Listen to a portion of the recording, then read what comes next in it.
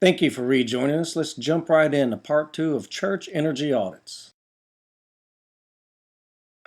Let's talk a little bit about pipe organs and their role in church energy efficiency. Energy Star has a great website and it has much information about church energy efficiency and some specific information around pipe organs. Many times I will find a sanctuary running 24/7 because the church is afraid that they'll damage the pipe organ if they don't do that. And many times the organ tuner is the reason for that. He tells them or she tells them that if they don't maintain a constant temperature and humidity, that damage could occur to the pipe organ. Doing a little research on that, the American Institute of Organ Builders has issued a document called the Guidelines to Pipe Organ Temperature Control. And they go on to state that this is a misconception, that actually keeping the humidity constant like that or keeping the temperature warm, especially in very cold winters, can cause the humidity to drop too low and actually damage the organ from being too dry. They actually prefer that you let the building get colder so the humidity levels stay a little higher. Now, you do not have to keep the temperature the same all the time, but for the organ to sound the best, it should be at the temperature it was tuned at when it is played. So it's a good idea during days of service to bring the temperature and maybe the humidity, if possible, up to the same level that it was tuned at, and then you'll get the best sound out of the organ, but you can save a lot of energy by not keeping that space conditioned 24/7.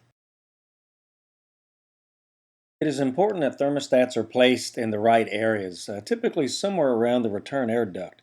In this case, the thermostat is getting the exhaust or the heat rejected from this ice maker, which is going to cause the thermostat to work harder, to drive the air conditioner harder actually, and it could actually cause the space to be colder than it needs to be, leading to discomfort and high energy use. The next couple slides are going to show some common building envelope issues that are found at churches. As you can see here, this is an older church. There is no insulation at all in the attic. And front doors are typically very ornate, but sometimes they have no weather stripping at all. If you can see sunlight through the door, that's always a bad thing. Here are some examples of ductwork issues. In the upper left-hand corner is the infamous dropped duct. This was in a historic church. It actually had an HVAC maintenance contract. This was a particularly hard one to find. I had to crawl past some things in a crawl space to get to it, but this shows to me that the contract wasn't being fulfilled by the HVAC contractor.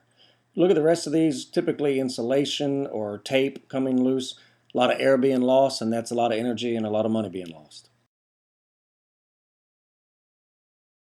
Let's talk a little bit about domestic hot water in a church. Many churches only operate Sundays, maybe Wednesdays, but they still have a tank system that's on 24/7. Should at least put an electronic timer on these and schedule them off during the times that the church is not being used. If natural gas is available, it should be used for domestic hot water. It's typically much cheaper than electric resistance heat is. Tankless systems are ideal for low occupancy applications, and that would be like a restroom that's only used a few times a day. You wouldn't need a tank to be used for that.